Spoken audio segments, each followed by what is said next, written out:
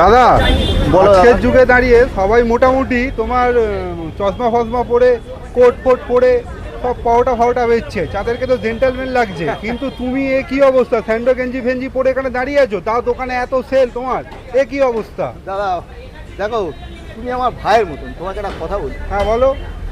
কর্মটা হচ্ছে একটা শিক্ষা, জানো তো? অবশ্যই। কর্ম শিক্ষা দেয়। কর্মটা হচ্ছে বিশাল শিক্ষা দেয়। কর্ম করে তোমাকে খেতে হবে। দেখো একটা জিনিস শুনে রাখো, আমাদের মোটামুটি যা বিক্রি আছে, হয়তো আমি চশমা কিনেও পড়তে পারি, কোট কিনেও। আমার দোকানদারি করতে এসেছি, এখানে ফ্যাশন শো করতে আসিনি। কোট চশমা পরে জেন্টালম্যান আমি এখানে হতে আসিনি, এখানে আমি ব্যবসা করতে এসেছি। আচ্ছা, কোট চশমা তোমাকে জেন্টালম্যান দেখাতে পারে, কোট আর চশমা তোমাকে জেন্টালম্যান দেখাতে পারে, কিন্তু জেন্টালম্যান বানাতে পারবে না। জেন্টালম্যান বানাবে কি? তোমার শিক্ষা, তোমার জ্ঞান, তোমার ব্যবহার। ঠিক আছে, এটা তোমাকে জেন্টালম্যান বানাতে পারবে। স্বামী বিবেকানন্দ কি জেন্টালম্যান না? স্বামী বিবেকানন্দ জেন্টালম্যান।